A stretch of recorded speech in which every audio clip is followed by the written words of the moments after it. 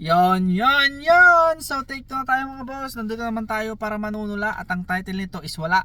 Ewan ko bakit hindi ko pa maisipan ng title nito. Ewan ko lang kung bakit.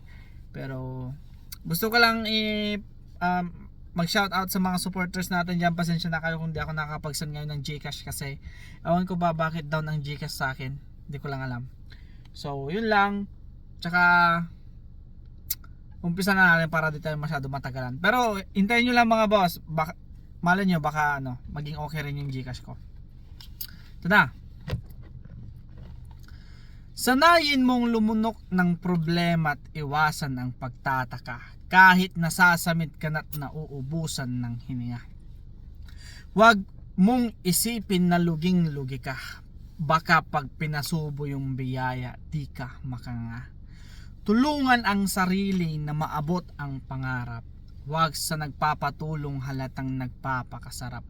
Gamitin ang katawan, palaging biyaya hinahanap. Huwag maging wantamad di mapitas prutas sa harap. Lagyan mo ng sikap ang pangarap na gusto mong matupad. Libre naman mangarap at di bawal ang paglipad.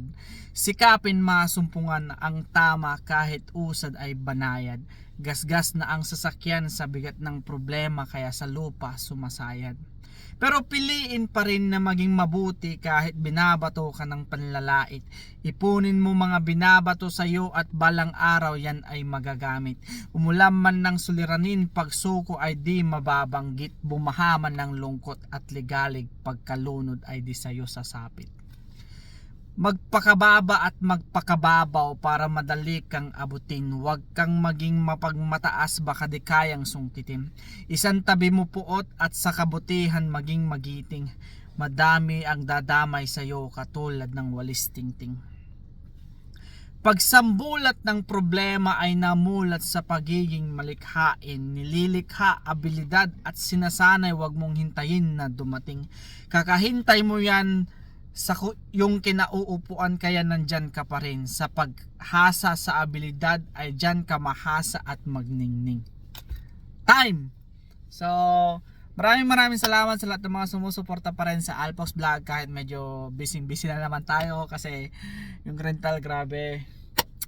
Pero at least nakapag-post pa rin tayo, diba? So maraming salamat pa rin. Sana huwag kayong sumuporta. Antayin nyo lang yung mga GCash natin mga boss.